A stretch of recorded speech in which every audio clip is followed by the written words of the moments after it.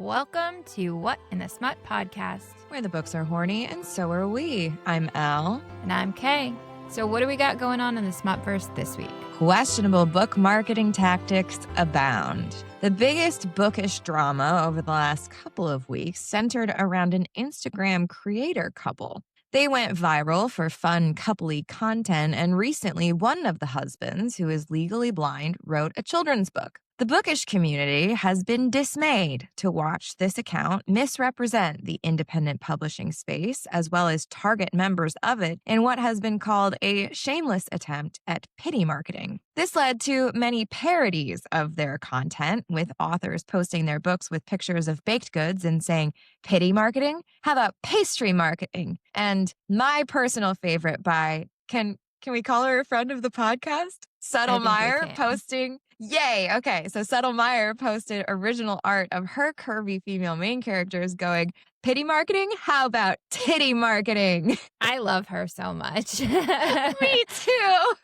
So this couple, the author got a traditional publishing deal for this children's book. So they're independent publisher publishing, and they're still... That's not cool. It's not cool. I saw an interesting breakdown that was like, these are content creators and they're not interested in being like part of the bookish community. So they're just trying to continue to like go viral and get people to buy this like admittedly very like cute book about like gay penguins for kids. But it's like pretty much like clockwork, where like every couple of months, like some new like discrimination has happened to them. And then you get like people who are in the industry being like, okay, but you say your book got banned from a bookstore, but actually what happened was you got them to order your books, and then you told them that that they had to order 100 book minimum, which is not a thing that like small bookstores do. Yeah. There just like has been a lot of this back and forth. And I think there's like also a little bit of bad blood, and like indie authors are really like struggling to get their books out there, and to watch like this admittedly very large like creator kind of go about it in this questionable way is probably really disheartening. Yeah, what a shame. Yeah. And bigger, traditionally published authors are proving that you can get creative with marketing without resorting to pity. Jennifer L. Armentrout, who's the author of the popular romantasy series From Blood and Ash, released a special edition of the most recent book in the series in a collaboration with Hellmann's Mayonnaise. The edition is printed with garlic-infused ink, designed to ward off bloodthirsty monsters like the series Craven. I saw something about this too. Yes. Someone had ordered a box of the books for their bookstore, and it stunk up the whole store. The whole store. People were like, leaving it in the plastic is just going to make it worse. The plastic's going to hang on to it. You need to like open the books and let them outside to like air out a little bit. I mean, all publicity is good publicity. I guess. I love the smell of garlic, but like in a bookstore? No, in reasonable amounts is what I was going to say. Oh, sure. Yeah. Now, I'm not sure what marketing tactics got us to read this week's book, but what a ride it was. Kay? So this week we read Freeuse Thanksgiving by April Cross and Matt Lake. The synopsis says, there might not be a party to attend for Thanksgiving, but that doesn't mean he can't turn her into his free use slut for the weekend. Willow. After Mike gave me a thrilling first time at the Freeuse Halloween party, I'm eager to be his mindless toy, and I'm willing to obey his every command to get the continual pleasure I know he can give me. When my parents ask me to house sit over Thanksgiving, I invite Mike over to use me all weekend. I don't know where this is going with him, but he knows exactly how to press all of my hot spots and turn me into the sluttiest version of myself. I should have been hooking up with older men all along. They know how to do it right. Questionable. Mike. Willow's too young to date, but she's fun to play with. I know I shouldn't lead her on by texting her too much, but I can't help myself. She's adorable, responsive, and desperate to be controlled again. When she offers herself up for an entire free use weekend, how can I say no to that? She's going to be lucky if I let her out of bed. When I'm done giving her the rough pounding she's craving, we're both going to have many filthy things to be thankful for. Note, this story is dual point of view, with April Cross writing Willow and Matt Lake writing Mike. Enjoy the experience of two distinct voices telling the story while both authors bring their own writing style and creativity to give the characters life. And this is part 2 of a multi-part series. There was a free use Halloween, and I think there's a free use Christmas. And it's an age gap. So it's an older man and a younger woman. There's some BDSM with dom sub elements and degradation. That's true. There any other trigger warnings? I mean, the free use piece is a pretty big trigger. Yeah. Bad relationship with your parents and mom walking in on you. Yeah, I mean, that could be a trigger for sure. Mm-hmm. But otherwise, I mean, I was expecting it to be more than what it was. I mean, the degradation's there, the BDSM a little bit is there in terms of that dom sub dynamic, and then the free use piece of it. But otherwise, it's pretty straightforward in terms of like the actual intimate scenes. Where would you put this one on our Smut scale? Guess because we are dealing with free use. Like, I think it's probably a level 3. I was gonna agree. Like, free use is a very specific dynamic. Also, prior to the first free use experience, our female main character was a virgin. Yeah, I have lots of thoughts about that. As for reviews, there weren't a ton of actual written reviews. It does have a 4.3 on Amazon and a 4.1 on Goodreads. That is shockingly high. I agree with that entirely. There were no 1 or 2 star reviews. There were ratings, but not reviews. Sure. Actually, interestingly enough, a lot of the reviews were male, especially on Goodreads. Huh. Yeah, it was interesting to me that there were is... a lot of the highly rated ratings were male ratings. upsets me for some reason. Me too. So a 5-star from Amazon says, Mr. Perfect Dom. Holy hot Dom on a stick. This is completely dirty with plenty of free use fun for Mike and Willow and the voyeur in me. I thoroughly enjoyed every last second of this quick read. I love both characters, their flaws, except maybe Willow's parents, who are definitely flawed, and how their connection grows. Of course, it's not the only thing growing. Do. I don't know if there's supposed to be a tune that I'm singing that to, and I can't. I don't know this one. Perhaps our listeners do. Like I said, it was slim pickings. Uh-huh. So a 4-star says, from virginal to naughty. Willow gets her jollies in the best way when Mike spends Thanksgiving with her. She likes the older man, entranced by the mastery of his touch on her awakened young body. She can't get enough of him. Good thing he feels the same and is willing to share the pleasure he so aptly bestows. I listened to the Audible version. The AI narrator did not take anything away from the story. I liked the male and female sounding voices. What do you think about this? I hate it so much. I do too. When I saw this, I was like, oh no. Like, this is, I mean, I have thoughts anyway. Yeah. But this made it worse to have an AI narrator. Yeah. This is the quintessential AI debate of like any technology is going to take jobs. But like, what is so upsetting to me is that like we've gotten to this point where we're even approaching, like, there are AI actors and actresses that are like starting to gain traction online, and like that kind of subversion of human talent just like really feels so dystopian. It's crazy. It so much. I do too. And I also like, I mean, when it's your work that's being put out there, you're making that choice. Yeah. So these authors, because this is an independently published book, so these authors are making that choice. Yeah. When there's ways that you can go about getting an audiobook where you're not necessarily paying the person outright.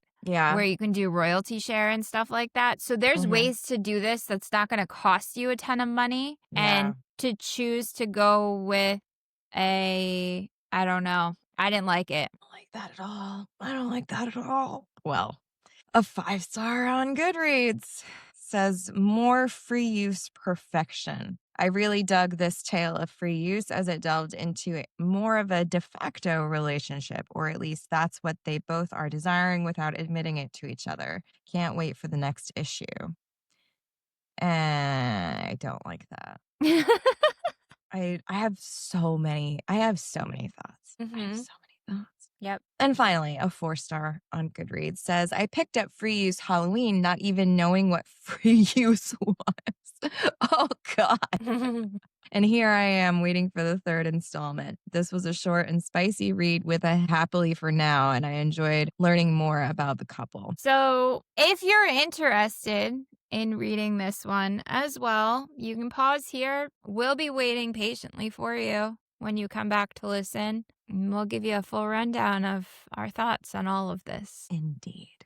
You ready to get into it? I am so ready to get into it because, I mean, we start off okay. Sure. In the first paragraph. The first paragraph is fine, and then it goes downhill from here, I feel like, in every possible sense. So we start with Willow's perspective, and it says, the moment I wake up, I immediately feel a delicious soreness between my legs. As I roll onto my back and stare at the crack in my ceiling, memories of the free use Halloween party last night flash through my brain. I can't stop grinning. It was the best experience of my life. I even came twice. And so, like, I don't mind. Like, this is clearly a continuation from the first, book, which makes perfect sense. I was like, oh, I want to hear more about this Halloween party. And then I think the Halloween party probably would have been a more interesting take on the free use than what we were seeing in this book. yeah, I'm curious. I'm curious, but I don't know that I'm curious enough to read it. No, especially not if, like, my curiosity rewards AI narrator usage. Yeah. So she was a virgin the night before. This is literally on page 1. Yeah. It says that her Halloween birthday is over. She's 25 and no longer a virgin. So yesterday was her 25th birthday. Yes. And she lost her virginity at a free use party. Which is a choice, and It you is a can choice. choose. And I think that we also need to remind ourselves that using the term losing your virginity is patriarchal bullshit. It is, for sure. And choosing to have sex for the first time is putting more power back in her hands rather than it being something that she has lost. I agree. But also, the day after you have sex for the first time, you're not feeling a delicious soreness. Like, no. Especially not if, like... especially not if it was, like, over the course of several hours at this party. Not a chance. So the fact that she was a virgin, I would have been fine with the age gap. Yeah. But the fact that she was a virgin was like, no, that doesn't make it sexier. No. Not for us. Not for us. But according to a lot of the reviews, and again, a lot of them were male reviewers, it seemed to make it sexier for them, which is icky. I'm not surprised. It's icky. Yeah. I don't understand this obsession with, like, being her only. Like, it's like, oh, like, you're not confident enough in your own abilities that you need her to have absolutely no frame of reference to know whether you're any good. Like, that's the only way you can succeed in this world. Like, and this isn't even the, like, touch her and die kind of thing either. No. Like, I can get on board with that, but not. Yeah, no, you're right. I saw the dumbest manosphere podcast clip that, like, had to be rage bait. It had to be rage bait. It was it probably wasn't. So stupid. One guy was like, if your wife isn't a virgin, your kids aren't fully yours because the DNA from previous partners just doesn't go away. And the other guy was like, oh, yeah, that's true. What? What? tell me that man's never given a woman an orgasm without telling me.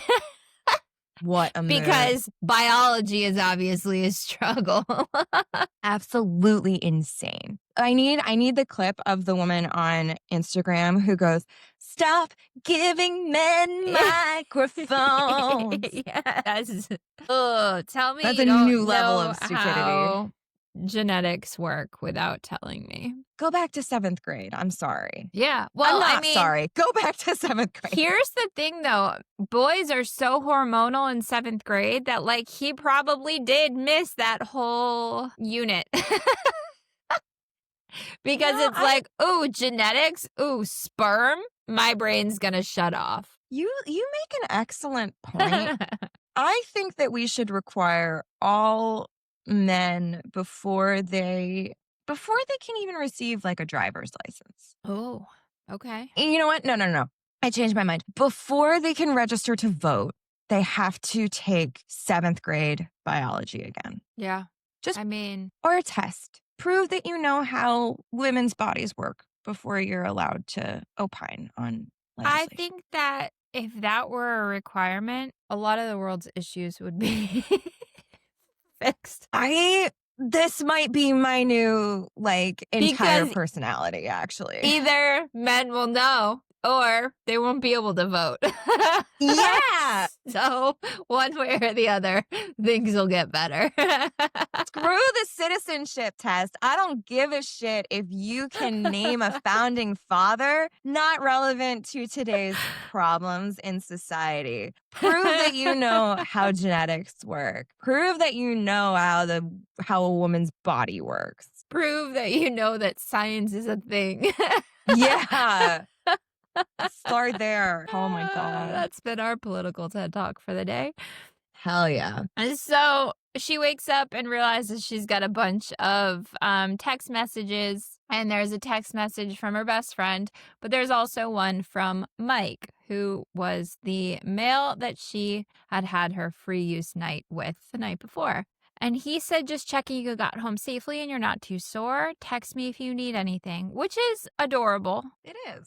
And very good aftercare. Yes. Which is important. It is. It is interesting given the fact that when we get his perspective, he says usually he does not text for several days afterwards. So he's not usually providing this level of aftercare, but it turns out she's special. The exception, not the rule. Which typically I like. Not today. Not today. So she, as a 25-year-old who just had mind-blowing sex, is freaking out about how she's going to respond to that. Do I tell him that last night was incredible or say something like, can we do that again today? And then she decides on, I'm wonderfully sore in the most delightful way. Had a fantastic night. I'm definitely a fan of free use. I mean, again, I feel like I wish I paid more attention to the free use, but also I feel like that couple that did the free use Q&A at Smut Lovers was giving their perspective, and that's fine, but I feel like it's such an umbrella term. Yes.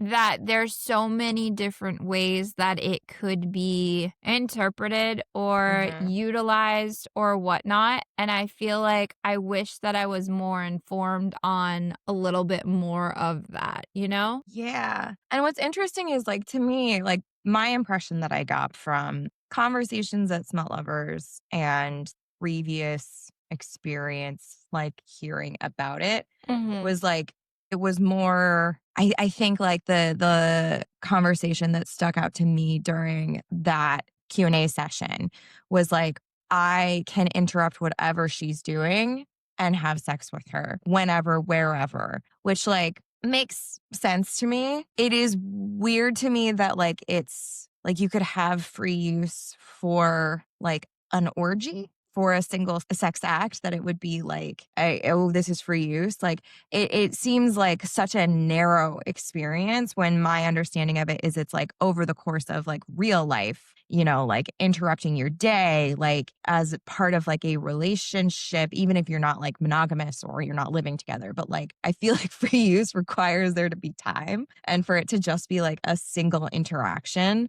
just feels like, oh, you got carte blanche for the night. And that doesn't feel the same. I feel like this party is pretty much a like, because, and again, this might not be the case, and it might Hmm. be something that was explained a little more in that first book. But in my understanding, based on just the description, was that like all of the females that were at this party wore either a red or a green bracelet. A bracelet to indicate that they were free use. So, and to me, that's saying that they were willingly saying to anyone at that party, Yeah.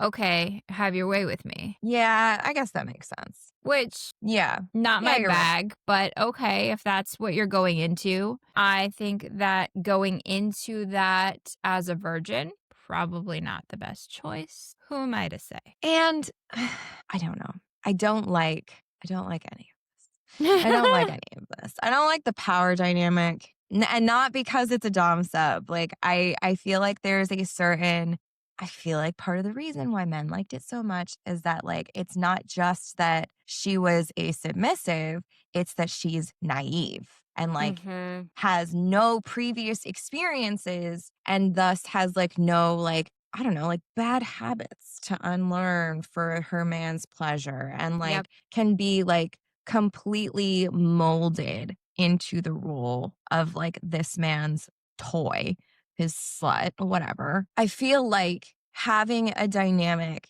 that is so dependent on consent and defining of the rules of your relationship, it is very concerning to me to have started off on such unequal footing to begin with. Well, because consent also requires that you're informed. Yes. Informed consent is really should be what it's called all the time, Mhm. Mhm. because you need to know what you're getting into Yes. in order to actually consent to something. So Yes. when you're a virgin and you have no idea what pace you're comfortable with, Mhm. What what feels good to you, what what feels turns good. you on. Yeah. Yes. Like even, I don't know, like pressure and like roughness, all of that. Yeah. You need to be able to know those things. And I feel like to not go into it, I don't know. It just didn't really sit right with me because, Yeah. and I think it would have been completely different if she wasn't a virgin. I agree. And like, and that makes me wonder if like we need to assess our own biases about it. Like, but the like having been this age and lost my virginity to an older man who then like it was just sex and like he had a lot of the power. I'm probably projecting a lot. So like I need to kind of like put that into perspective. But I can't get away from the fact that there was so much I didn't know about myself and what I wanted. Mm-hmm. And like that gives so much leverage to the other person. And if they are not careful with it, like it can only end in heartbreak. Like it Yeah. can only end badly. Yeah, I agree.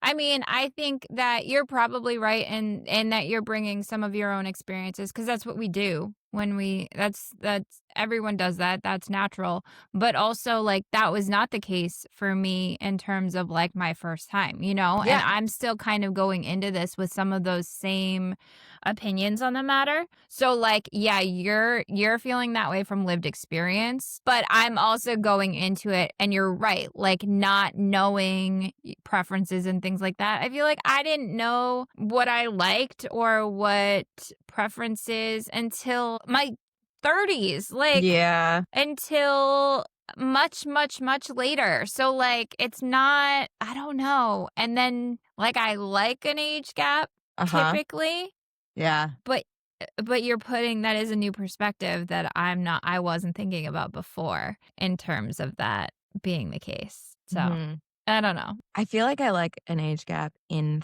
theory and not in practice. And I feel like this felt like, I will say, the people felt very real. And that was my problem, was that like it felt very realistic and not in a good way. Do we ever get his age? Because she's We do 25. not. So, We do like, not. at 25, 35 is an age gap. Yes, but they kept saying he's so much older than me. Yeah. And I'm like, for me, I'm like, okay, I'm late 30s. Like, early 50s is an age gap for me. Yeah. But is it the same? Yeah. No. No. No, you think it is. Okay. No, I don't think it's the same. Oh, yeah. I feel like my opinion of age gap is a percentage of your lived experience. So, like, Okay. the older you get, the same age gap will become less of an issue. Like, a 10-year age gap when you're 20 is half of your life. Yeah. Whereas a 10-year age gap when you're 35 is like a quarter, you know? Like, it's like the difference in experience, I feel like, is where it becomes problematic. And then the older you get, the older the man gets. And then it's just a difference in their ability to keep it up. Listen, science has long since solved that problem. That was the first thing that they figured out. Women's bodies and endometriosis and like childbirth, absolutely not a priority, but Viagra, we've poured millions into. Absolutely. So he responds back to her that he had a good time and he's happy to continue to explore with her because, quote, I enjoyed toying with obedient little free use sluts. I don't like the degradation. I don't either. And that is part of our lack of enjoyment of this story, I think, is that we are not particularly on board for that. I did mean to ask while we're talking about power dynamic, and I am not a sub in any regard, but you have indicated some interest and enjoyment of some of those pieces. So I'm curious, did the Dom sub aspects of this speak to you at all? I think in some ways, yes. Like, and we'll get into it too with like when her mom shows up and he's like, we're done here. We're going to leave. Mm-hmm. In some ways, I liked that. But at the same time, I think that I also like sometimes don't want to be told what to do. And like, if somebody's going to tell me we're done with this conversation, we're leaving, I would be like, you're not going to fucking tell me what I'm going to do. But also, I kind of liked it. So I don't know. I was a little conflicted, I think, in this one. Mm-hmm. That's fun. So we'll get to it, I'm sure. I also don't love, she kept being referred to as a toy. Uh-huh. And I don't know if that is a common. It feels like a free use thing. Yeah. I feel like I have heard it before. I also didn't like it. I don't like the dehumanization aspect of it. I agree. So she continues the rest of her day texting with her best friend, texting him. She literally texts all day with him. And it says, eventually it's dinner time and my stomach grumbles. Shit, we've been texting all day. I need to put the phone away and get something to eat. I don't know. I don't know that I've ever been so caught up in texting that I didn't do anything all day.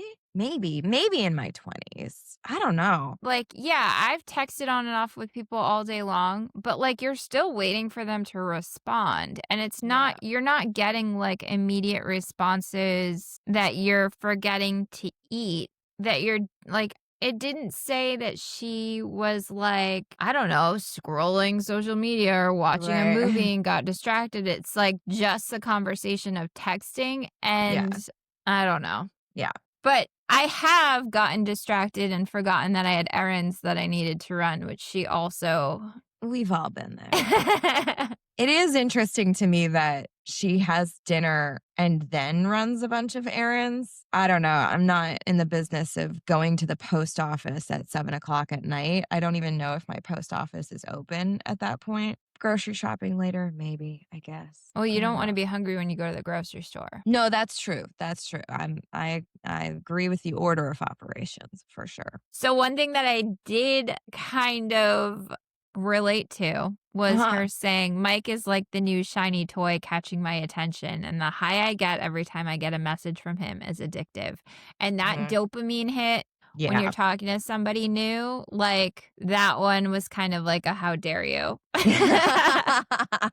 I feel that. Yes. So I was like, okay, yeah, like I can get that dopamine that you get when you're Yes. excited about it, it can be addictive. It So absolutely can. I think something about this story also that I found interesting, given that we're working with two authors yeah. here, that they both did this, was like this story is almost entirely tell, not show. Yeah. Yeah. Almost like entirely. Like there is, even in a lot of the erotic scenes, we are being told what's happening and not shown what's happening. And that just made it like, it made it feel like I'm not even getting what I came here for. Yeah, like almost clinical. Yeah. Yes. So like and like this is just the first example of it where all of it is, oh, I went to the post office and I went to the grocery store and I checked my phone and Mike finally replies to me and we flirt over text until bedtime. He is entertaining and I can tell he probably enjoys a good joke and sexually teasing in a person. He's not what I'd expect from an older guy. Show us that. Yeah. Show us that he's entertaining. Like, show us that you've flirted over text. Because up until this point, like, we got two messages, neither of which were particularly flirty, one of which was like reinforcing that he enjoys degradation. I don't know.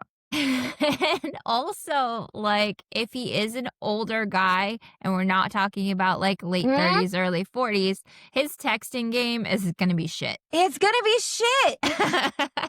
But I agree. A lot of this, I was like, ugh, like the writing, it left something to be desired. Yes. And the fact that it was too, I mean, I guess it's good that both authors were kind of The same. the same. So, like, it didn't like really draw you in one perspective and then like Force leave you it out in the lacking in other. the other. But also, it just, I don't know. So then we get Mike's perspective. Uh-huh. He's questioning whether or not this is a bad idea. He Which it doesn't is. usually. This is where we get the information where he says, if I give my number to someone, I usually leave it a couple of days to let them know that I'm interested in sex and not seem too keen, but that's it. There's no expectation for any more than that. I've already broken that rule with Willow, and I worry that if I invite her over, she's going to think it's more than it is. Men. Men. Literally, this was the thing that, like, I think really fucked with me Yeah. because it was so realistic. Yep. It was written by a man, and my God, was it written by a man. Yep. Like, I will give him that I got to see behind the curtain of the male perspective, and it is every bit as horrifying as I knew that it would be. Yeah. Like, what I really want to do is invite her over so I can fuck her again. I'm pretty sure that if I asked, she would say yes. As she's far too young for me and I have no interest in having a relationship, but then she sends me a message that makes me smile and I type back. Like, Men. men. Like, I'm not interested, but I'm going to keep stringing her along Literally. because she's making my dick twitch. Like, It's so upsetting. As good as it was, it's still just going to be some fun sex. It's so triggering. It's so triggering to me. Uh-huh. Like, it's triggering to you. You got a good one now. I What do you know. mean? Yeah, this is a good point. It's triggering to my 25-year-old self. It's triggering to my 38-year-old self.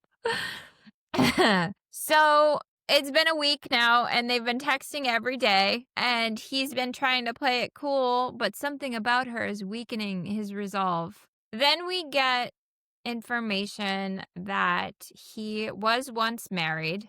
Yes. He is a widower, Yes. but we don't get any information about that, do we? No. It doesn't even indicate that she actually died. We're just assuming because there are still pictures in the house. And generally, if she left you and you fuck a lot of women, you wouldn't leave up pictures. It does say, though, that he doesn't typically have them come to his place, doesn't it? He said he says he doesn't have them over for longer than it takes to fuck them and then send them on their way. Which He has also women all the time. is to have pictures of your wife. Huh. And he still calls her my wife, which I think that all of that we're getting the context clues that she has passed. She's passed, and not that he's a piece of shit. Not that he's a piece of shit, and not that he was just heartbroken. Right. So he does say that Thanksgiving was one of the holidays he enjoyed the most with her, and it's been a nice distraction talking to Willow when that's coming up. And I can understand that, to want to have the distraction so you don't need to face your Absolutely demons. We've all been there.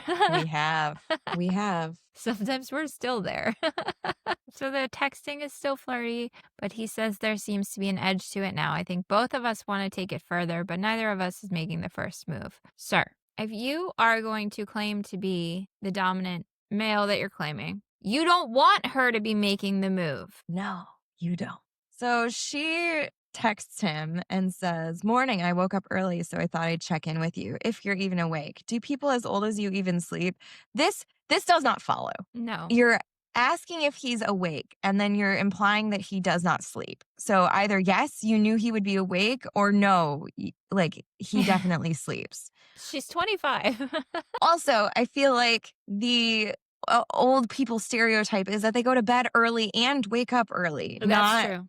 Not that they don't sleep at all or that they sleep late. I don't know. None of this works. But I feel like if you're grasping for straws to try to start a conversation, that's a realistic text of what can I say that is going to start the conversation today, is a little bit cheeky, but also isn't just hi, how are you? Yeah. You know? So again, I think we are having such a problem with it because it's so relatable. Yeah. And we like our romance novels to be either completely outrageous or not quite as relatable and triggering as this has been. This is devastating. Devastatingly relatable. I hate it so much. So what ensues now is bizarre to me. Okay. Because sexting is a thing, but this doesn't feel like it works to me. No. Okay. So I appreciate, God damn, there's just it's just every single book. It's something that I'm I don't like this. Every single book. Every single book. We already knew that I didn't like subs, and we already knew that I don't like power dynamics that are this imbalanced. Now we're discovering I don't like sexting. Mostly I have never trusted any single device with naked pictures of myself ever. So you will never, ever, ever find a naked picture of me because it doesn't exist, because I do not trust technology. But I understand the idea of sending spicy pictures back and forth because that is erotic and it's exciting, and having a visual while you touch yourself makes sense to me. Getting an instruction manual detailed out does not make sense to me, because he literally says, I don't mind the step by step, remove your covers and spread your legs. I'm going to give you some instruction. And she's like, okay. And then he sends a novel that's slip your hand up over your breast. I want you to close your eyes for 30 seconds and think of me removing your panties and putting you over my knee. And while you do that, rub your nipples. So what? I have to count for 30 seconds in my head and remember all of these instructions that you told me while my eyes are closed because I can't have them open to read the instructions that you set for me? Call me on the phone, motherfucker, and talk me through it. Now, I am on the opposite side of this. Shocker. Shocker. Tell me how this works. Think that it can work. I don't think that this does. I think that when you're given a time frame of 30 seconds, but like painting a picture, I mean, we talked about this with Nick too. We're like, that theater of the mind kind of thing. So like, if you can utilize, I don't know, paint that picture, tell me what you want me to do and imagine that it's you that's doing it instead.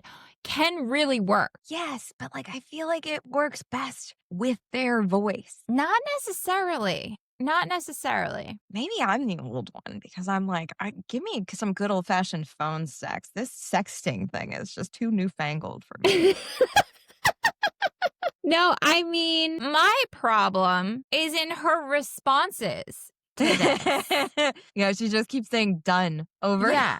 And she just said, like, it's like, okay, what's next? Rather than like, how are you feeling now? Although she does say, I feel a little fuzzy. And then he says, place one hand between your legs and finger yourself. Think of my firm grip on your ass, ready to spank you for being rude about my age. That second part, great. The first part, place one hand between your legs and imagine that it's my fingers that are going inside of you. Rub, like, all of it could have been made so much more appealing. But again, we're working with a realistic man. A guy that's maybe in his late 50s. I'm gonna get, for my sanity, I have to just guess that he's no older than his 40s.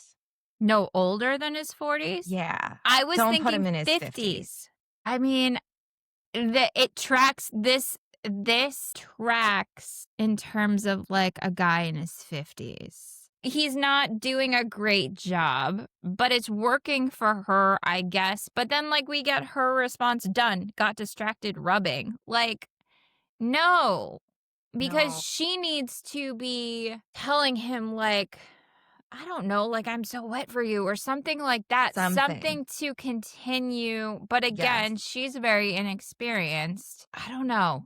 I think that especially if this guy's going to call himself a pleasure dom, he needs to get better at using his words. I agree. We keep using the word rubbing, and I don't like it. Well, because if you rub too much, you get chafing. Yeah, I think that's why. But even when the word's being used too much, it's chafing your brain a little bit. Yeah. Like she says, can I keep touching myself? And it says, that makes me smile. She really does have the makings of a good sub. And then he replies, keep rubbing, which I hate. Yeah. But instead, he could have just said, yes, little slut or something. Like, yes, you can keep touching yourself. Put one finger on your clit and make little circles. Imagine it's me doing it. Like, the rest of this kind of works, but it's just like... See, this was one of the least offensive parts of this book to me. That's crazy to me. Again, the messages could have been better. And I'm kind of disappointed in the fact that it's an author that's creating these and isn't making a man a little better with his words. Yeah. So he does call her a good girl and then says, keep on touching. That's all you need to do. Reread my words and touch yourself. Like, that would be fine if the words had created any kind. Yes. Yes. Yeah. If there was any kind of like, I don't know, this sexting didn't make me feel like I wished that I was her. Yeah. You know? Yes. You know what it screams of? It screams of laziness. Do all the work yourself. I'm not even going to give you more words. Reread the ones I've already sent you. Men. Oh, that's fantastic.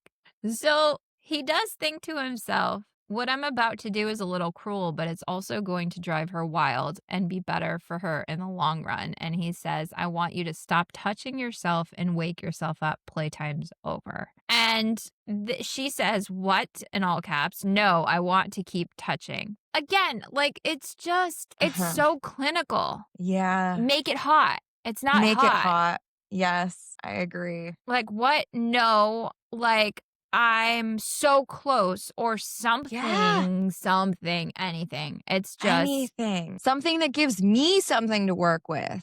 Yeah, How am I supposed to feel on the receiving end of these messages? right. Not needy, as she says. This did That's not all make she me says. needy. He thinks maybe she's going to be a bratty sub. That's going to make things fun. I feel like that would be me. I'm not entirely subservient, which I think that is why the free use piece of it doesn't necessarily resonate with me, because I would be like, you're not here. What are you going to fucking do about it? What do you do about it? You know? Yeah. So she's like, you got me all turned on. Now I'm going to be distracted all day. You better be around to talk to me, which is 25-year-old behavior. Yes. Very realistic. She sends him a selfie, which, like, This doesn't make any sense to me because it says, I look at my phone as a picture comes through, her lips pushed up against the screen. How? if Like, it's actually pushed up, it's just going to look like black. dark. Like her luscious lips are puckered in a kissy face or something. Yeah, like, it's just red. I mean, who knows? Could be anything that you're taking a picture of. Like, I'm gonna delete that one because that's crazy. But yeah, no, I don't know. It was weird. It could have been a description Yes. of It could what have. she looked like, because he thinks she's funny, sexy, and adorable, and I wonder if I'm allowing her to get too close. But for now, she makes me smile, and that's all I can ask for. Typical man with not knowing what they're looking for in a dating relationship. They're so stupid. So it's been 2 weeks of texting and flirting. We're in Willow's perspective again, and she mentions an ex. Annoyingly, she can't decide what this ex's name is. I don't know if you noticed that. She. Oh, I'm just now seeing this. Yeah. When he first comes up, he's referred to as Oscar the slime ball who cheated on her. And then the next time he's called Oliver the douche.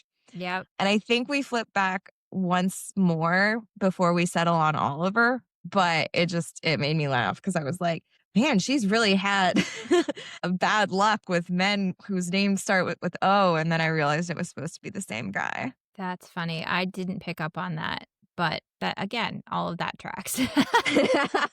So it's been 2 weeks of text, and it's the longest sexual flirting I've done with anyone since Oscar the Slimeball cheated on me. And I haven't even tried to orgasm all this time.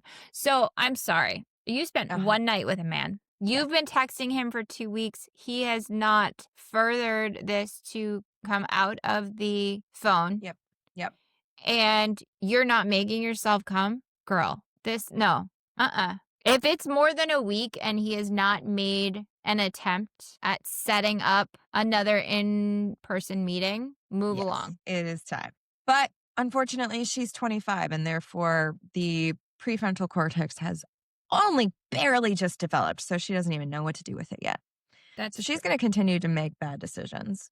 And we find out that she is a barista. She doesn't dislike her job. Being a barista has its enjoyable moments. Her coworkers are great, but it feels like she's taken a step back in life. So before her boyfriend cheated on her, she had a job offer to be a resident services coordinator at an assisted living facility. But before she accepted the offer, her then boyfriend played hide the salami with a woman he met at a bar, and everything went to shit. No. Like, I refuse to accept this as a plot point. You had the offer to become a resident services coordinator at an assisted living facility. You have to have some level of degree or certification or something to be offered a job that you're going to have people working under you. Like, this is a decent job that you're being offered. Your boyfriend cheats on you, and all of a sudden, you decline the offer for a job that could set you up to be okay to leave this piece of shit. And nothing against a barista. Like, we need them. Yes. It's a job, and any job is a good job. But she was given the opportunity to, I don't know, it sounded like it was a position that, like, she wanted or Yeah. had worked for or something and had I let a mean, man destroy her life because he stuck it someplace else. I think this isn't an unreasonable plot point. I know, and maybe that's why I refuse to accept it because I don't want Uh-huh. this in my book when it's I the agree. reality for so many people. Yes. And like it does say all she felt mentally capable of doing was barista work because it's what she did for years because she worked at the local coffee shop when she was in college. And it says, now I've lost my confidence and I don't know what the hell I want to do with my life. I'm not sure I can handle the stress of social work. Look at what happened when my boyfriend cheated on me. Just another thing my therapist and I are working on. I was glad that there was a mention of a therapist, and the therapist will come back. Yeah. But frankly, both of these people, she clearly needs a new therapist and he needs to get one. Just this entire story is a marketing campaign for the benefits of therapy. Yep. That's And it's that's one all of I'm those saying. things where it's like, again, it makes it so that you still maintain the stigma of something like this not being able to be a healthy relationship. Yes. When there are people that go into this willingly Yes. that are in therapy and are like the people Yeah. go into these types of relationships and that's knowing what they want, knowing that that's what they're looking for Yeah. and not needing to work through any traumas and Mhm. can make something like this be a healthy relationship for them and a healthy decision that they're going into in their right mind. And she is not doing that. And it's again adding to the stereotype of anything other than a monogamous relationship between a man and a woman is not healthy. And it's Yeah. fucked up. Cuz this is upsetting cuz I feel like there are flashes. Like we have some flashes of I would say green flags. And we'll get there. But like we get discussion of turning her brain off. Like Yep. things that we've seen portrayed well of like why the dom sub relationship works and why subs tend to like it is like having someone else take control, having your brain go quiet so you can just not think about anything and just be lost in this moment. There were some flashes of that worked. Yeah, we've got like pastel green flags. Yeah. Yes. Lemongrass, if you They're will. not bright green. They're pastel. Easter green. So, all of which is to say, Willow is working at the coffee shop. It's Thanksgiving next week, and there's been a line for pumpkin spice lattes that extends halfway to the door most of the morning. Mood. Mood. And when her shift is over, there's a voice message from her mother asking her to call. She had already been thinking about how she's going to probably be at their house for Thanksgiving for the long weekend because she does it every year. It says, my parents are kind of assholes and I don't want to go, but it's free food and I rarely see them. So it always feels like the right thing to do. And like, we never get any explanation Mm-hmm. about her relationship with her parents. Yeah. We get like the current interactions, which all suck. And so it's like obvious that she does not have a good relationship with her parents. But like, this was another moment of like, show me, don't tell me. Because like, Yeah. we're literally about to get a conversation with her mom, which shows that her mom is kind of an asshole. But to Yeah. have it spelled out like this is just like, it takes all of the pacing out of the story. Yeah, I agree. Yeah. So the mom, she calls her and she's like, "Hi, mom." And the mother just says, "Willow, hello." It reminded me a little bit of like Emily Gilmore. I knew that reference was coming. Yes. Like very much. So the mother says that your father and I booked a long weekend at a romantic resort. I was wondering if you would house sit over Thanksgiving. Now, the concept of a house sitter when you're going away for a weekend and you Huh. don't have any animals, Well, they have fish. so It what? says someone has to feed the fish. Your fish can last a couple days. Like, I don't I know don't that know. that's true. No. I can only keep things alive if they can yell at me. So, Yeah, I think most things need to eat every day. Maybe, Most but things that you even would keep as a pet. I guess the fish makes sense because even if it was cats, you can leave a big bowl of cat Oh, yeah. food and leave your cat alone for a weekend. So I guess because it's fish, that makes sense. But like, I I don't think know. we're really just trying to portray the parents as being shitty because it says we need to get out of town and relax, but someone has to feed the fish and bring in some packages I ordered. Yeah, getting a house sitter for a long weekend is questionable, but I think the point is the long weekend is Thanksgiving. Thanksgiving and she's asking her daughter to house sit. Yeah, like typically we would have dinner, but instead we're going to abandon you for the weekend and leave you in our big house by yourself. Yeah, they're shitty for sure. Yep, and we could have just shown this interaction without saying my parents are kind of assholes and I don't want to see them. She thinks I'm confused and a little hurt. It's not like I want to go, but I also don't want to sit at home all alone on Thanksgiving. Like that is a perfectly reasonable reaction Yeah, and like you could throw in some like twisted up complicated feelings about I've never had the greatest relationship with my parents, but like this is a family holiday kind of vibes. right. But anyway, so Willow gets this great idea to invite Mike to her parents' house over Thanksgiving to have free use of her for the long weekend. Yeah. I don't think there is a world in which I would invite a man that I met once to my parents' house for several days to have sex in my childhood home while they're not there. That just doesn't. Also, she's 25, so she pretty much just moved out. Yeah, especially if she has a social work degree. She went through a master's program at minimum. She probably has debt up to her eyeballs. So, yeah, she says, well, shit, now I really do need to fuck Mike as soon as possible. Being his mindless toy will make me forget about my asshole parents, so maybe I can enjoy my frozen pizza on Thanksgiving. The fuck if I'm cooking anything elaborate just for myself. I mean, again, it's realistic, and I don't like it. Yeah. So she texts him and he replies, sounds tempting. Are you ready to be a good little free use slut again for me? I don't like his sentences. I don't either because I question whether or not when you're talking about free use, are you talking about free use as consistently? Because we're reminded frequently about how it's free use. Yeah. The word comes up very consistently. So, like, again, it's one of those, is that the typical, like, is that part of the norm when this is Yeah. the To like dynamic keep that you're saying, working with? like to say over and over and over again, this is for use, this is for use, this is for use. It'd be, Yeah. I don't know. It'd be kind of like calling her a sub to her face over and over and over again. Yeah. I don't know. I don't like it.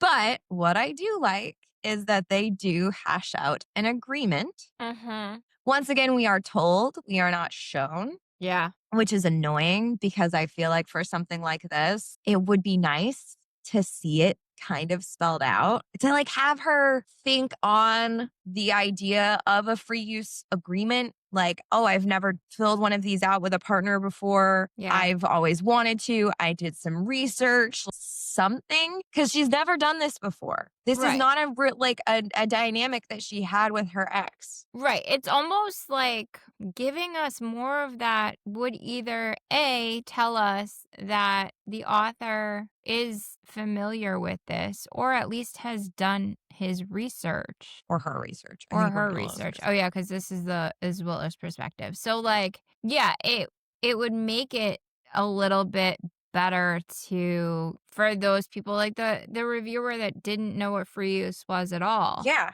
It doesn't really give you all that much more information going into it. Maybe the first one did. Maybe. And we're in the sequel now. So they just kind of assume that you have the building blocks of this dynamic Maybe. on lock. I mean, it's possible. But at the very least, bare minimum, they do specifically say that an agreement is reached. And it Yes. says, for the days we're at my parents' house, I'm his toy to use unless I say my safe word, which he makes me choose. I tell him it's the word lime because a woman on the bus is wearing a lime colored t-shirt. that doesn't necessarily, to me, say that it's something that she may remember. Yeah. Or that it's anything that she has thought about Yeah. with any permanence or desire. Right. Like Yeah. the last time, I'm trying to remember, was it the gift box one where she was like really ready and she was like, I want to use the stoplight system Yes. because she'd like thought about it and had like an idea of how she wanted it to go. Yes. It was I because I was like, oh, stoplight. That's a weird safe word. That's right. Yeah.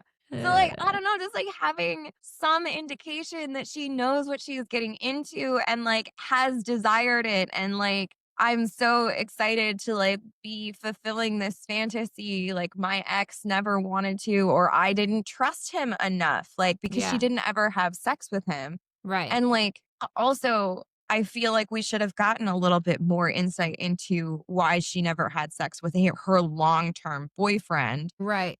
who then like had sex with someone else. Like, I feel like that would be a complex that you would be taking into your next relationship of like, my last relationship, I didn't give my boyfriend sex and now I feel weird because he went elsewhere for it or something. Like Yeah.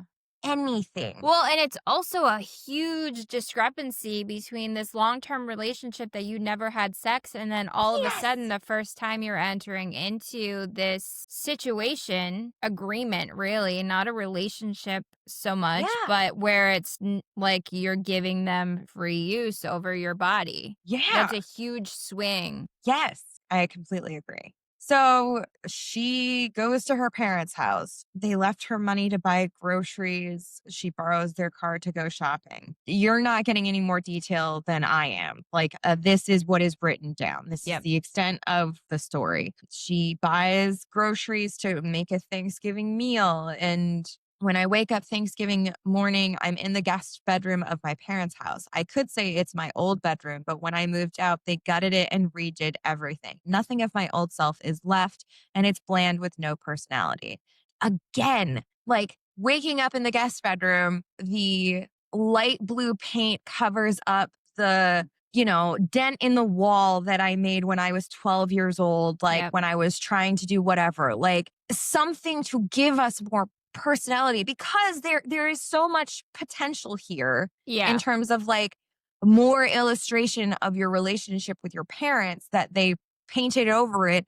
Sounds like immediately after you moved Because out. again, she's 25. So, Yeah. like, there is a lot of telling. Yes, there's so much telling and so little showing. So she realizes that she needs to get up so she can get ready and then start to get Thanksgiving dinner ready. Mm-hmm. Once she is done styling her hair, she puts on her sexiest black bra and panties and a silky red dress that nips at the waist and has a full skirt that ends at the knees. I want to be comfortable, but also make him want to fuck me. Okay. Relatable. Sure. I mean, making gravy in a silky red dress, you're making Not stuff ideal. that's going to splatter, but okay. She's imagining him bending her over the table. Like, all of this would have been better in those text messages. Yeah. Like, she's got an imagination we're seeing here. Why wasn't it being used? But also, this is her perspective. True. We're in her head now. We're in her head. So we need to remember that it's written, the dual perspective is written by a dual author team. Yeah. I also, I didn't mind. Before I leave the bedroom, I put on a pair of black ballet flats. I'd love to wear some fuck me high heels, but I'm a sensible girl and I'm not going to be in the kitchen wearing those safety hazards. Did that speak to you? Yeah.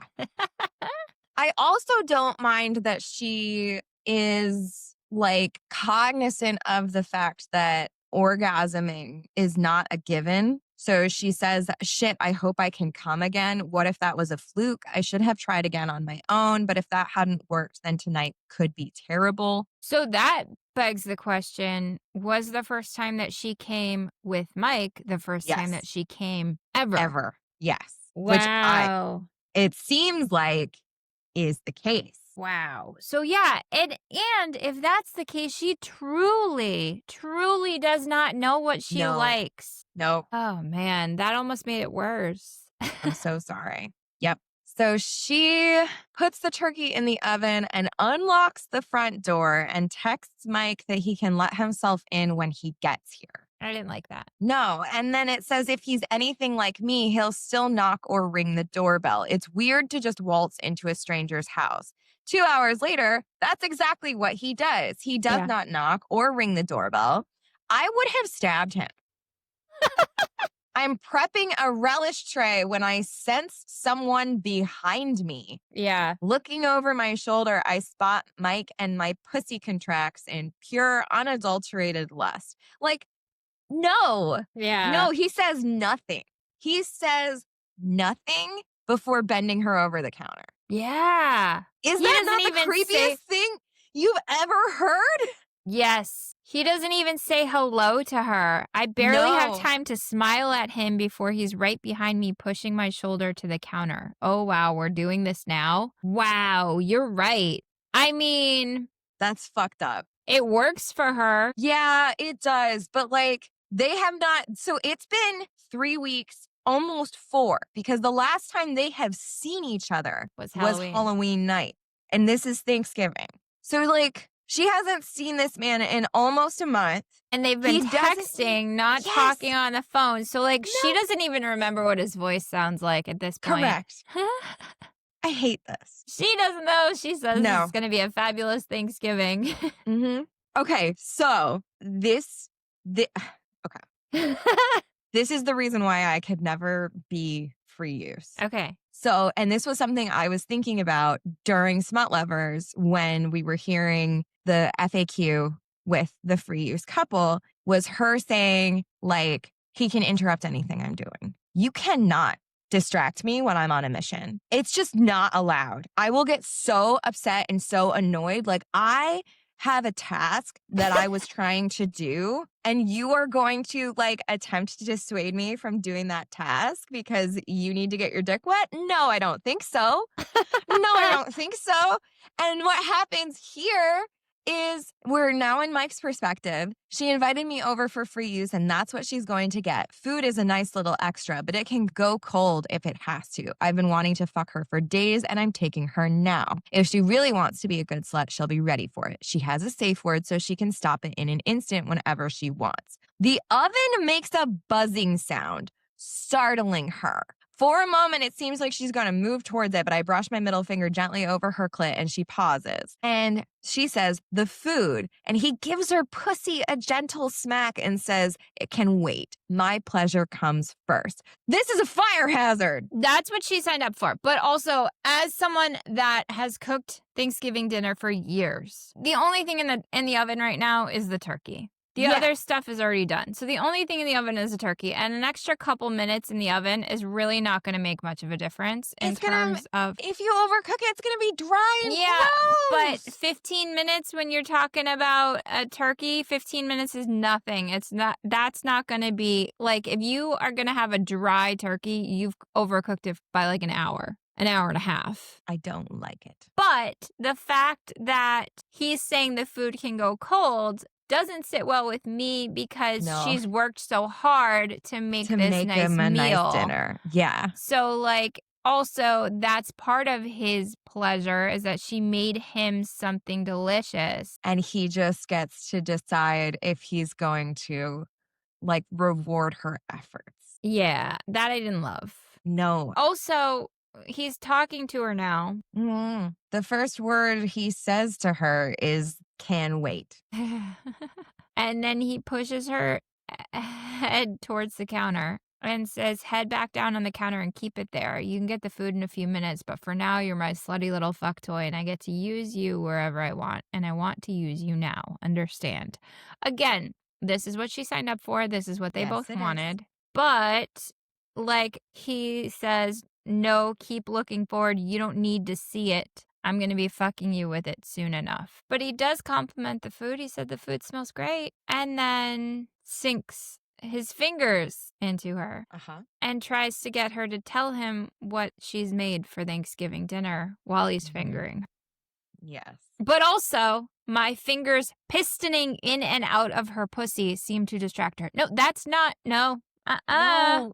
If you're using the word pistoning, piston. No. Not with your fingers. Like, you want to use that when you're, like, actually, like, yes. fine, but not when you're talking about your fingers. No. That's not going to be doing anything for her. No.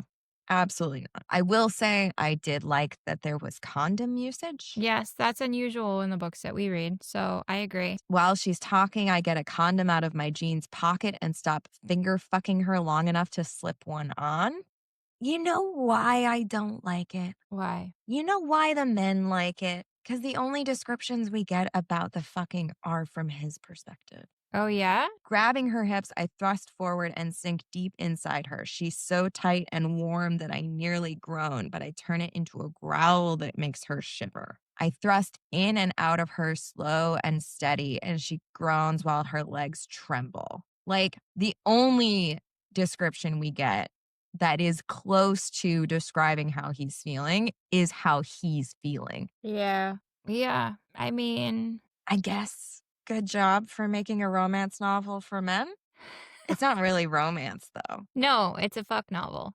But he also says, I have a feeling some light degradation will work on her. And from her size and What do moans, you I can tell mean? I'm right. Like, What do you mean you that's have a something, feeling? You've been calling her a slut for weeks. right. And also, like, that's something that should be discussed. Yes. Not just like, I have a feeling if I start to call her a slut and a whore, it's going to make her wet. Yeah. We keep going back to Allie Hazelwood and Deep End, but like Scarlett and Lucas had that like really good conversation up front about that, about like, here's what will work, here's what Yep. will not, here's what I haven't tried that I'm curious about. Like, this just feels so male. Yes. Jinx. Like, he's just like deciding what will work and like makes that assumption. And like, I get that we're talking about a dom sub relationship and we're talking about him having control, but like this is like an unhealthy amount of control. Yeah. So he thinks to himself, I wonder if she could take me at my roughest, a leash in my hand and a collar on her neck, which, again, I don't really know the ins and outs of. So, okay. And then it's been a couple days since he's masturbated. So he knows that when he does come, it's going to be hard. And the way that she feels and the sound she's making are going to make it quick. But we have all weekend, so I'm not worried about blowing my load too soon. Male. So male. He tells her to ask for it, and she says, please come in me. She does not come. Nope. And he slaps her ass and then says, good, now let's see about getting this food served up. I'm starving. I don't like that. I don't like that either. And we don't even get an acknowledgement that she didn't come, No. which is very male. Didn't even notice. Like that, the only acknowledgement we get is there will be plenty of time for more pleasure later, which does not even like, is not necessarily specific to her. Like having an acknowledgement of it is just like, oh, because this is free use and she's to be my pleasure toy, she doesn't get to come yet. It will heighten her orgasm when I finally let her have one. Something.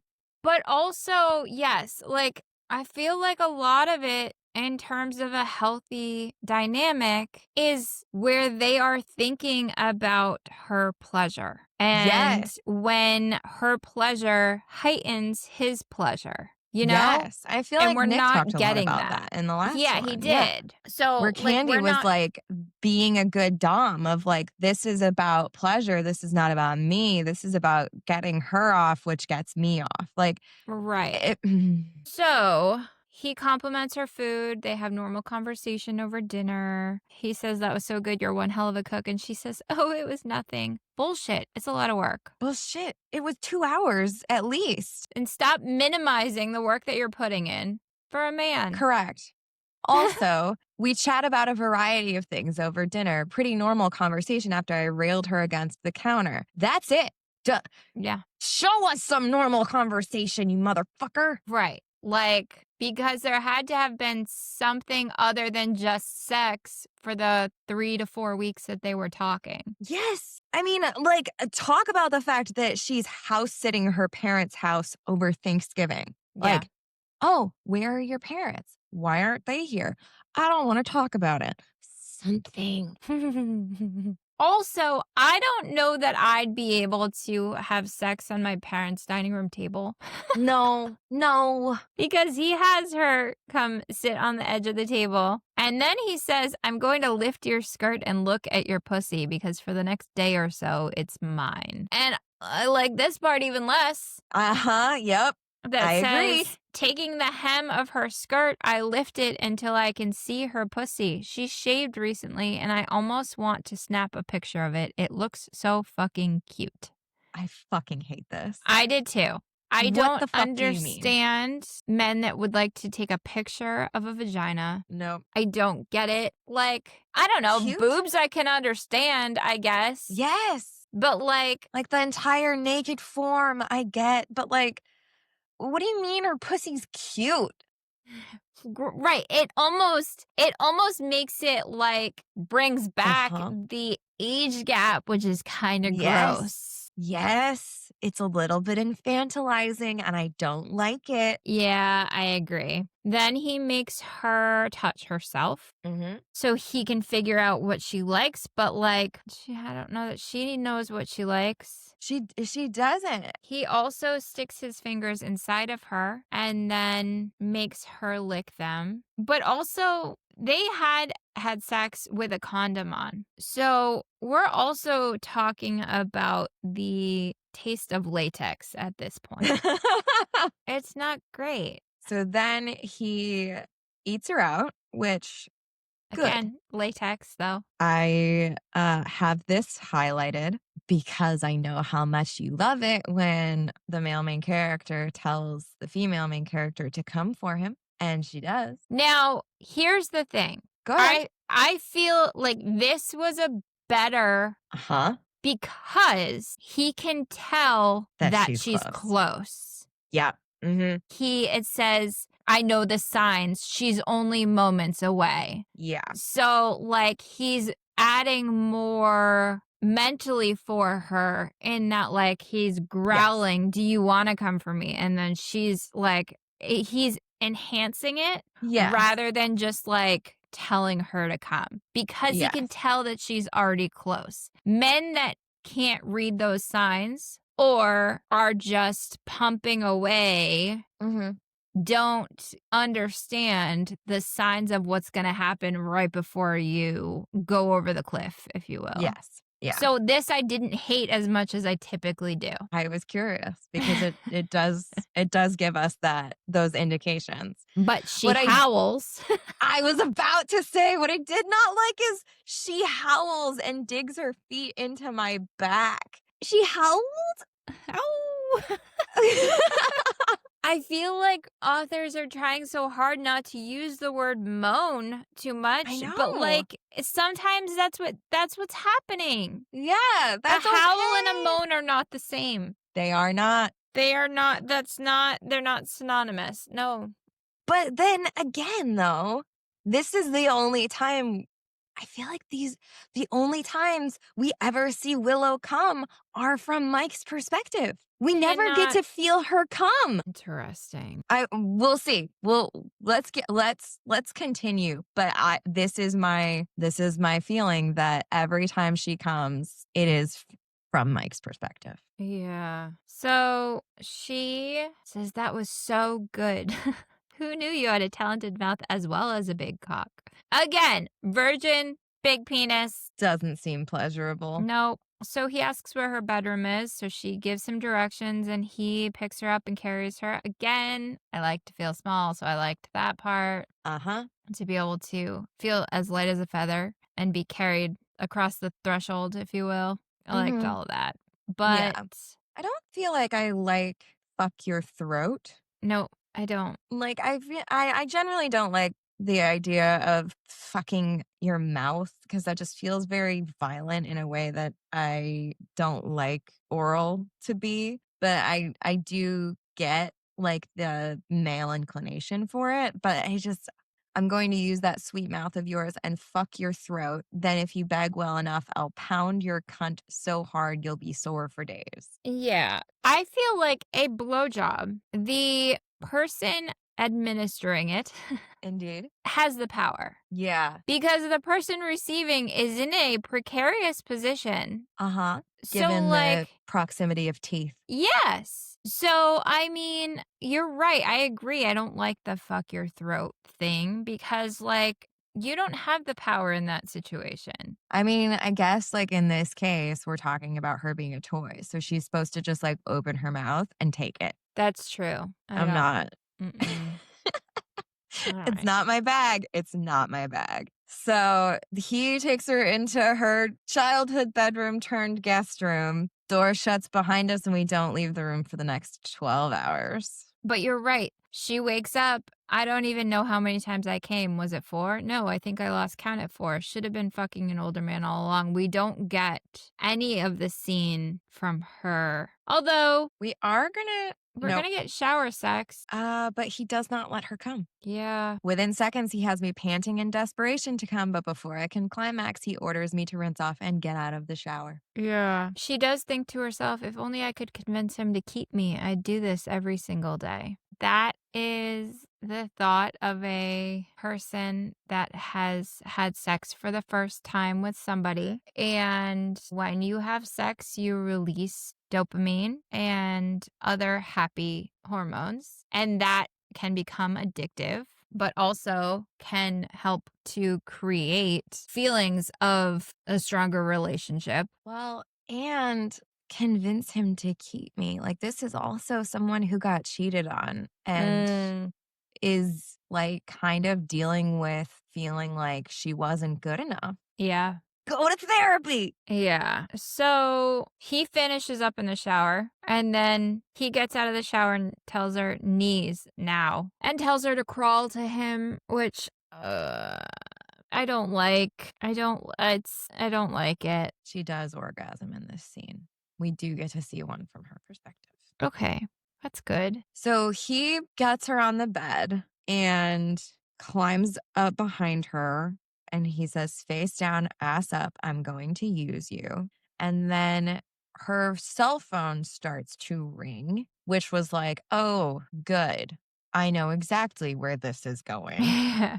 It says that the phone is on silent, but it's set to ring through if certain people call twice in a row. That means it's Alice or my parents. I'll find out what they need when he's done fucking me. Famous last words. Yes. Wrapping his hands around my hips, he continues fucking me. When he comes, I shudder again, oversensitive to every pulse of his cock as he blows his load. It does say Mike moves his hand to rub my clit, and I scream as my orgasm hits. Wave after wave of exquisite pleasure races through me, and I clutch at the sheets, unable to process the mind-blowing orgasm. It doesn't make me feel it.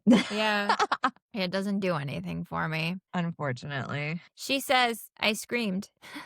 And he goes, yes, you did, because you're a good little Freeuse slut. Uh-huh. Now, okay, so the phone just rang. The call is coming from inside the house. Quite literally. Because a knock on my bedroom door and my mom calling out, Willow, makes me yelp and I grab the sheet. I get it mostly covering us when my mom opens the door. Holy shit, what are they doing home? So if that phone call just went through and the call is coming from inside the house. Yes. When my mother spots me in bed with Mike, a look of shock crosses over her face before she recovers and returns to her normally placid expression. She closes the door without saying a word. And then Mike kisses her shoulder and says, is this a problem? And she says, I don't know, which is wild because, of course, everything about this is a problem. And that is not a normal response to your partner's mother walking in on you having sex. Yes. Like, it's interesting that he's not even remotely fazed. Yeah. And then we get a name switch for the ex again because it says, shit, shit, shit. I'm assuming my parents figured I had sex with Oscar, the scumbag, but I never outright talked to them about my sex life. But thinking your daughter fucked her long-term boyfriend is a little different from seeing your spare room floor littered with condom wrappers and her in bed with a stranger. I mean, yes, that's true, but like, But also, like, they don't know that she only met him a month ago. They've yeah. never met him, sure, but it sounded like it had been a while since she ended things with Oscar Oliver, whatever his name is. Yes. So, like, yeah, he's a stranger to them, but he's not necessarily a stranger to her, although he is. He is, but they don't know that. Right. So she does think, I hope my mom isn't furious. I'm 25. I'm allowed to have sex. Wincing, I think of the mess we left of the kitchen. This is their fault for coming home early. So also, this is the next day. They didn't clean up any of the food from Thanksgiving. My God, you're so Gross. That's disgusting. Yeah. So she goes downstairs into the kitchen, and all she says to her mother is, so why did you guys come home early? I don't bother to tell her anything. I'm more curious to find out why they're here. I mean, this is all so weird because, like, yes, her parents are assholes, but her mom says if you had checked your text messages or answered your phone, you would have known that your father got food poisoning. We decided to come home, but it looks like you were too busy to check messages. Like, this is reasonable. It's not. It is. That they're coming home because he has food poisoning? I'm sorry, but if you have food poisoning, you want to go spend your time where it could be coming out either end in a car or an airplane? Sure. But my point is they texted, they called, they didn't get a response, so they called twice in a row because, like, if you're on Do Not Disturb, the first time's not going to ring through. Yeah. So they presumably called multiple times and texted multiple times, and it's their house. Yes. All of that, yes. But it's perfectly reasonable for them to come home. But I take issue with the fact that he had food poisoning. They wanted to move location. They left on Wednesday. We'll assume he got food poisoning Thursday morning. Mm-hmm. So it's sick. Friday. It's Friday, and they're already home Friday morning. Not a chance. Whether or not they were driving in the car or flying home from somewhere, there's no chance that if I had just had food poisoning, I was traveling anywhere. Maybe he had a 24-hour bug and has stopped, either vomiting or whatever, and is just like so exhausted now on Friday that there's no point in staying. Like they're just going to come home so that he can coalesce. If this were Saturday, I'd be more on board for it. But it's Friday, which is why I don't know. Yes. Like, so her mother, like, I want to hate her mom. The story wants me to hate her mom. Yeah. However, you find this funny. I come home and find my house a mess and my daughter in bed with someone I've never met. Do you even know him? Like, let's talk about rules when you house sit in the future. Like, it's their house. She brought a stranger into their house. A stranger to her parents. Yeah. And the house is a disaster. And you didn't answer your phone and you didn't respond to text messages. Like, you're the bad guy in this scenario. I'm sorry, Willow. I'm sorry. Yeah. She does say, let's talk about rules when you house sit in the future. And Willow goes, she thinks I'm going to help her again. Not with her bitchy attitude. She can pay the neighbor's kid to get the packages and look after the fish. True. Why that didn't happen in the first place, I don't understand. Yeah. That's fine. And so her mother is cleaning up after her. Yes. She's cleaning the dishes in the sink. I can only see her back, but I can tell by her jerky movements that she's getting more angry. Like, yeah, because she goes, I'm fine standing. Yes. She's being a bitchy teenager to her mother. Yes. Her mother, who presumably has just spent the past several days taking care of her husband who had food poisoning on their romantic weekend. Yeah. Like, this is not the time to, like, decide that you're going to stand up for yourself as a fucking adult. Like, your mom's had a time. So she says there's a clatter in the sink and mom rounds on me holding a fork pointed straight at my chest. what the fuck? Is she going to poke me? And she says, stop, just calm down, Mom. This isn't a big deal. Mike's a nice guy. And if you bother to talk to me instead of threatening me with a fork, you might actually get to meet him. I mean, her mom is not a real person. That's, yeah. Like she just, none of this makes sense to me. Her mom says, don't be obstinate, young lady, sit. And then Willow snaps, don't talk to me like a child. And then her mom wheels around and has a fork pointed straight at her chest, which is weird. Again, we're getting those Emily Gilmore vibes, though, where like Lorelai made a mistake at 16, and then all of a sudden she's still going to be that 16-year-old in her mother's eyes, you know? Sure, but like we're going to turn this like spinning around with a fork pointed at her chest into like a trauma. Yeah. Because she's going to be like, my mom is more fucked up than I thought. Like, she needs to go to therapy. Like, when really she's just holding a fork that she was she's washing. just holding a fork that she was washing. And was probably about to point at her like she was gesturing in anger while talking to her daughter who's like making poor life decisions. Yeah. So Mike comes into the room and says, Willow, I packed our stuff up. Is there anything you need that wasn't in the bedroom? It's time to go. Which this is where I would be like, I'm kind of in the fucking middle of something right now. Yeah. Yeah. Like, I don't mind a partner, and they're not like together, but like, I don't mind a partner offering that out. Yeah. For example, I packed our stuff up. Is there anything you need that wasn't in the bedroom? Are you ready to go? I'm ready to go whenever you are. Yes. Or whatever. That is fine. But like, it's time to go. I didn't like. It doesn't sit right with me. And then he is giving her, though, that support that she needs in this moment. Sure. He wraps an arm around her. They go to the car. And then she's like, where are we going? And he goes, my place, if you want to continue with the rest of this weekend. So, like, all of that shit just happened. And he's like, you know what? I'm going to get mine for the weekend. So she's going to come with me. Yes. It's wild. I don't know. Like, because it says, my head whirls with the possibility that maybe my mom is more fucked up than I previously thought. I don't want this to ruin my time with Mike. And like, he could have just said, if we just made it a little bit more her choice, like he could be like, where to? I can take you home, or you're welcome to stay at mine if you want. Like, if you don't want to be alone, and then have her say, can you make me mindless so I forget everything? If we remember, they did enter into this agreement for the weekend. Yes, sure. But her not using the safe word to end that agreement at any point. I'm not sure she remembers what her safe word is. That's true. That's true. But just, I mean, to play devil's advocate, he still is in control of this.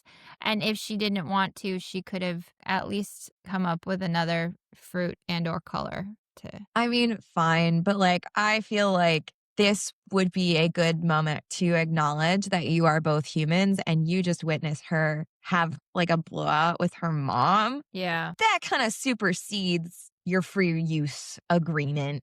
I'm sorry. Also, it was while they were at her parents' house. Yeah. The agreement was while we're at her parents' house. That's true. So the agreement ended the moment they got into the car. That's a good point.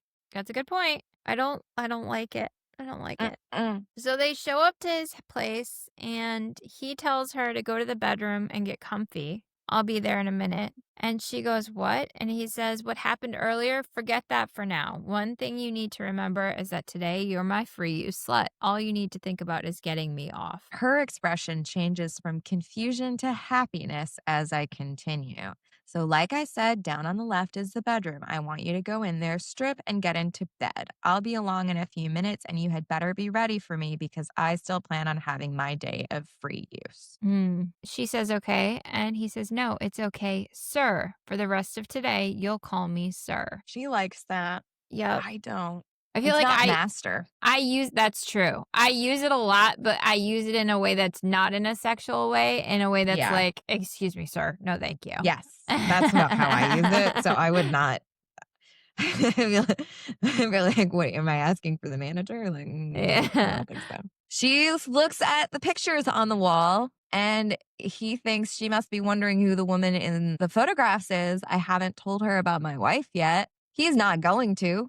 Nope, we get no more information. And also, she's not at all concerned about that because when he Mm-mm. walks into the bedroom, she's on all fours with an eager look in her face. And she is saying that she expected more whips and handcuffs and maybe a mirror on the ceiling. Uh-huh. The thing that I didn't like here also was Willow needs her mind taken off of things with her parents, and mindless sex seems to be the best way. I'm getting the feeling that she doesn't have much of a support network, which feels kind of predatory. Yeah. Like, I know that I'm not her boyfriend or anything, but I feel some responsibility to look after her. After all, me being there was what set things off. Like, I don't like that he recognizes that she doesn't have much of a support network. And decides to fix that with sex. Yeah. So now this is where she puts the condom on with her mouth. And he says that he's going to fuck her throat nice and slow, which, like, they didn't use a condom the last time she gave him a blowjob. Mm-hmm. So what are we doing here? Because it's not like, I don't know. I also, It's inconsistent. I think that's it is. Yeah. It shouldn't like, she really is a great cocksucker. yeah, men. Men, like, just also, like, I've never heard cocksucker used in a way that wasn't an insult. You cocksucker. Right. You know, like, it just doesn't feel like it fits. Yeah. That's all I'm saying. And then he starts to have those future thoughts too. He says, at some point, I just need to have a day of using her mouth. And then thinks, wait, at some point? I seem to think that this is going to be happening again. Is this going to be a regular occurrence? My dude, you've been stringing her along for almost a month. Mm-hmm. And you're surprised that the second time you've had sex, now you are thinking about the third time that you've had sex. Obviously, you're thinking about the next time you're going to have sex. That's Right. all this man thinks about. So he tells her that she can touch herself, but she can't make herself come. He asks who owns her, and she says, you do, sir. For the weekend, like per the terms of our agreement. Per my previous email. And he says, say it. And she says, you own me. You own this slut's body, my mouth, my pussy. Every part of me is yours to use however you want. And then she asks him, please, can I come? He says, I'll make you a deal. If you can manage not to come before me, I'll let you. But if I feel you start to come, I'm going to pull out and you won't be allowed to come at all. Understand? I mean, orgasm denial is a thing. I can see this working. Yeah. It's not my favorite, but I get it because that just makes it, I don't know, it's like when you're in a situation when you're not allowed to laugh, everything is funnier. That's true. It's a really good point. This, where he says, come for me, slut.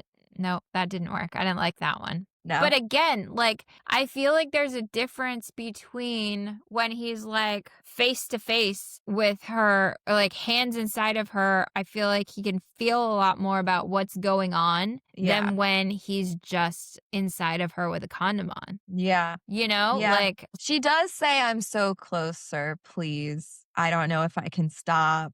And he's like, I have no idea she'll last, but right now I'm so close. And then when he comes, he says she's allowed to.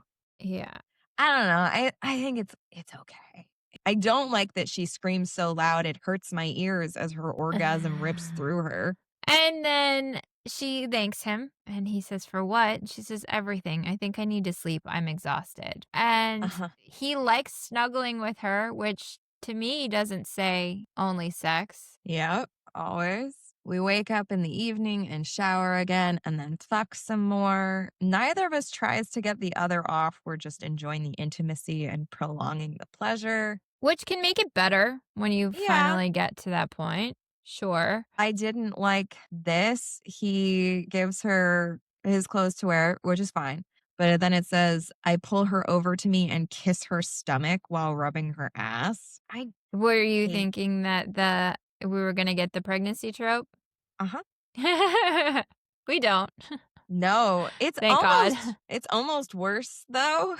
But she says, I thought maybe Sir was going to fuck me in the ass this morning after the shower. It seemed like you might want to. And he says that that's off the table. Uh-huh. And she says, but why? And he says, because at some point you're going to offer it to me. I won't have to ask. When you trust me and it feels right, you're going to let me be the first person to fuck your ass. So he's talking in future tense with her, which is, again, such male behavior. I don't want a relationship, but I'm going to talk about the future with her. Yeah, I'm going to be the first person to fuck your ass. Like, ugh. And then he makes her breakfast on Sunday. And he says, I'm going on a cruise for a few weeks, so we can't see each other, but we can text. And she's disappointed and is like, oh, okay, wow, a cruise. And he's like, I want to see you when I get back. So again, we're planning for the future. And then we get the mention of the Freeuse Christmas party. And he asks her if she wants to be his date. And then she's distracted by the vibrating of her phone. She'd like tuned out. And it says, something Mike says catches my attention. Did he just call the cruise a singles cruise? I tune into him again. And since it's a singles cruise, it's usually pretty wild. And she says, that sounds like fun. And he says, it was last year. She's like, oh no, he's going on a singles cruise. And this is so like, I have no place to be jealous about this because we're not anything, but I am because I would like us to be. And Yes. It's like that you gotta play like you're okay with it when really you're kind of like, oh, I don't love this. Yep. And so she's in her head about it. He drives her home, discovers that she lives in a shitty apartment. Yep. She like gives him a kiss to like try to distract him from how shitty her apartment is.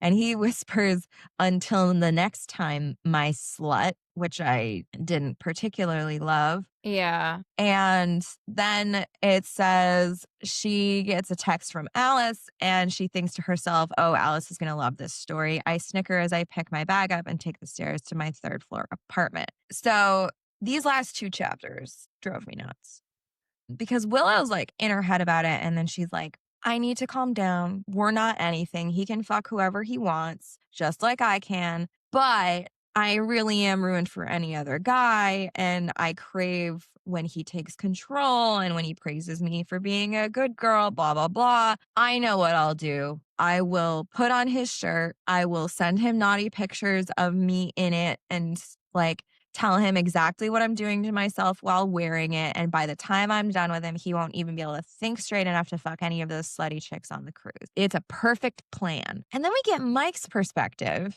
And it turns out that the singles cruise is work. Yeah. And he never told her that. Yeah, like he just told her it was a singles cruise. He didn't tell her that he goes for work as like a secret shopper of sorts to make sure that everything's going well. He also is thinking about the fact that he misses her. Yes. He's like coming to terms with the fact that he doesn't necessarily want anyone else to be fucking her at this Freeuse Christmas party. Yeah, so he's regretting asking her to go to the Christmas party, not because he doesn't want to be there with her, but because he doesn't want anybody else. So he's getting that we're not dating, but I don't want her to see anybody else. She's getting that we're not dating, but I don't want him to see anybody else. And then he says, we can always sext while I'm away. She seems to enjoy it when I growl in her ear and tell her what to do. Maybe I'll make some sexy videos for her with me being all dominant and telling her to touch herself. Get her all worked up so that by the time we go to the Christmas party, she'll be so needy for me, she won't want to fuck anybody else. So they both have this, like, that's the perfect plan. Yeah. Then it's the end. Yeah. Uh-huh. This was such a jump scare for me because I was like, oh, weird. Like, we're going to get a Christmas and because I didn't know that there was another book after this. Yeah. And I didn't know that this was a happily for now. And so this was like such a weird fucking place to end this story. Yeah. I mean, I'm sure that Freeuse Christmas will start with him on the cruise and her sending him pictures. I'm and sure. him sending her videos. And that's all fine and good. But like, I love that they only ever fuck each other once a month. yeah.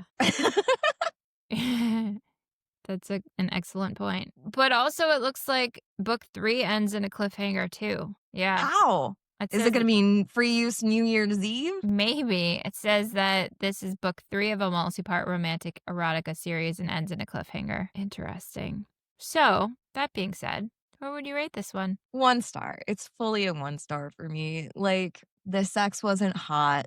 The characters were too real. I hate a situationship. I fucking hate a situationship. That's not why I read romance novels. And like, despite being happily engaged, like this entire story was so triggering and just like made me hate men. Yep. How about you? I also am at a 1. I did not think that the writing was great. Like, I wasn't into it. The smut did not smut for me. And there were so many points where, like, it could have. Yeah. And it just missed the bar. It was a shame because I was interested because we hadn't really talked about this dynamic at all. So I had thought that this would be a cool, and we did have good discussions about it. So that part's good. But like the book itself, Yeah. meh. And now I'm curious how you cast anybody because I don't think we got a single description for either of these characters. No, I kind of went off the cover, if I'm being honest. Oh, okay. Fair. So for Willow, and I've cast this person before. Oh. I went with Sophia Carson. And Okay. I also think that this is because last night I watched a Netflix movie that she was in. So she was kind of just in the forefront of my mind. Mm-hmm. Yeah, she just kind of looks similar to the model on the cover, I think, for this She also book. has like that wide-eyed, innocent look of someone who is inexperienced. Yes. Could be inexperienced, rather. And then for Mike, I went with This is a Simon good pick. Baker. There was a reason for him. Okay. And I picked him based on his character in The Devil Wears Prada because he kind of has, in my head, I was like, who is the actor that plays the guy that kind of preys on Anne Hathaway a little bit in that movie? So he is older, and in The Devil Wears Prada is also older than Anne Hathaway's character is too. Yeah. But he's handsome. He's an attractive man. And he's got a good voice for telling a lady what to do, I think. Yeah. But again, he's older, so I bet you his sexting skills are not great. Minimal. What a shame. Men should work on that. Yes. What are we reading next? So this next book is an author that was at Smut Lovers that we didn't get to meet, and I'm kind of disappointed. We have not done any of her books yet. Latrexa Nova, and the book is Home for the Gobble Days. So it's kind of got some spooky flavor to it, but it's also a Thanksgiving theme. So we shall see. Are you reading anything lately? My book club with my fiance, we read Political Ideals by Bertrand Russell, which is very dense and very short and very depressing.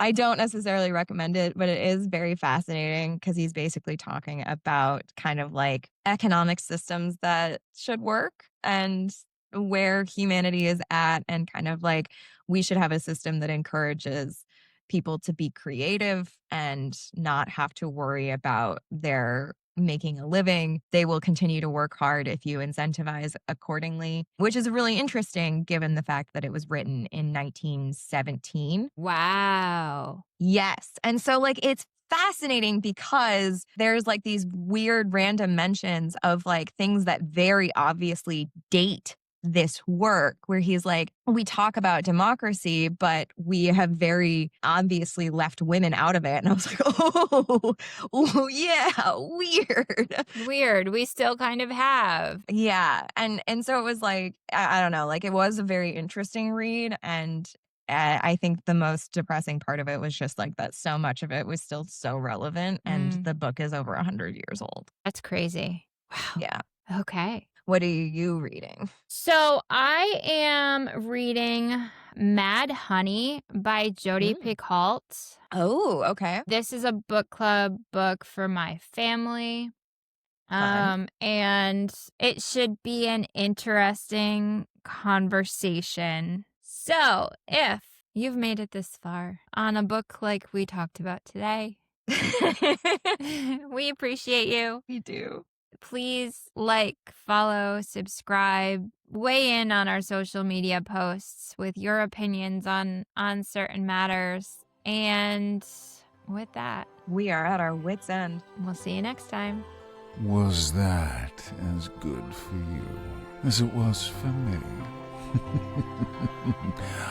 You have been listening to the What in the Smut podcast with Elle and Kay.